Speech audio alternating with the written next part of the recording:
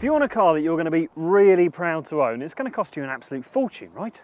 Well, not necessarily, because the three cars we have here today show you can get a premium German badge for less than 20k. The A3 Sportback doesn't only have a posh badge though, it's really quite good to drive. The 1.4 litre petrol engine in this car is the pick of the A3's range. It's more than quick enough for everyday use, it's really quiet at all speeds, and it shouldn't cost a vast amount to run. If you go for the SE suspension that this car's fitted with, then it rides really well. It's firm but controlled over the bumps. It holds the road really well around corners, and the steering is really light and precise. Overall, you get a real feeling of quality from the A3. Everything from the gear change to the pedals feel slick and properly well engineered. The latest A-Class is a car that Mercedes hopes will bring younger buyers to the brand, and it's certainly the most striking of the three to look at. Unfortunately, it's pretty mediocre to drive. Even with the tiny 15-inch wheels that come as standard with this A180 model, the ride is pretty firm, and if you choose a version with bigger wheels, it gets pretty uncomfortable. Now, the A-Class doesn't handle particularly well either. The steering is nicely weighted, but on a winding road like the one we're on now, it can get out of shape pretty quickly. On the plus side, the A180's 1.6 litre turbo engine is smooth and flexible. However, on the motorway, there's a lot of road noise, and you can also hear the wind whistling around those door mirrors. Admittedly, the VW badge doesn't have quite the same clout as Audi and Mercedes, but the Golf brand is a particularly desirable one in itself. In fact, it is one of the most consistently searched for cars on whatcar.com.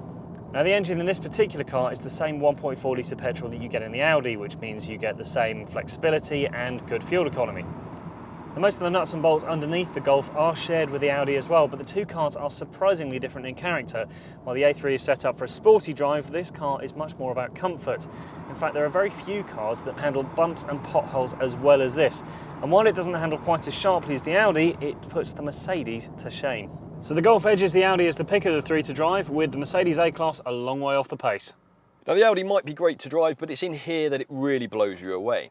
This dashboard is wonderfully free of clutter, and the quality of most of the materials puts many far more expensive cars to shame. Many of the systems are controlled using this dial and the buttons around it, and it's simple enough to use that you can do pretty much everything without taking your eyes off the road for more than a fraction of a second. It's also easy to get comfortable behind the wheel thanks to these supportive seats and a steering wheel that has lots of adjustment. All-round visibility isn't too bad either. The Merc's cabin looks good, but when you start prodding things, you realise that it lacks that real feeling of quality that you get in the Audi. And this main screen looks like a bit of a tacked-on afterthought, and the dial-based system that controls it isn't anywhere near as user-friendly as the Audi's, mainly because of this complicated menu system.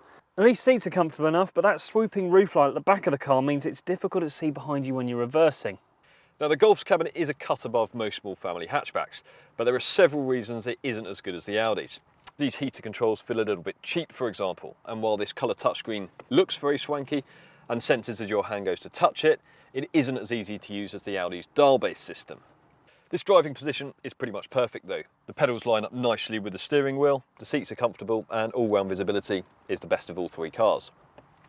It's the Audi that impresses most in this area though. Mercedes doesn't disgrace itself, although again finishes bottom of the pile. To be frank, there is room for two 6-footers in the back of all three of these cars, although the Golf does have marginally more headroom than the other two, about 3 centimetres or so. Getting into the back of the A-Class can be a bit of a pain, sometimes literally, because you've got to remember to duck your head past this low roofline. Once you're in though, there is almost as much room as there is in the Audi. Now, the A3 also has a nice big boot, and this adjustable floor lets you divide up the space and level out the low bay when the rear seats are down. Although the Merc's boot isn't much smaller than the other two, it is trickier to get bigger items in and out because of this ridiculously narrow opening and quite high lip. Unfortunately, the seats don't fold totally flat when you drop them either. Now, the Golf's boot might not be any bigger than the A3's, but it is slightly more usable thanks to this wider opening, which makes it easier to load bulky items. Overall then, the Golf just edges the Audi in the practicality stakes.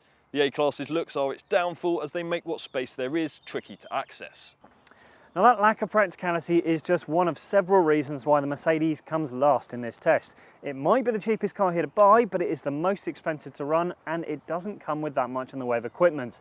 Even alloy wheels are not included as standard. The Golf and the Audi are harder to split. The Golf is a bit cheaper and it comes with slightly more standard kit, including a clever system that can automatically apply the brakes to stop you running into the car in front. Now, the Audi does cost a couple of £100 more, but it is predicted to hold on to its value better.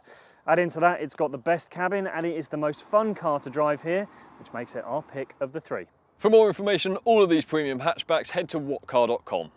Click here to subscribe and remember to check out some more of our videos below.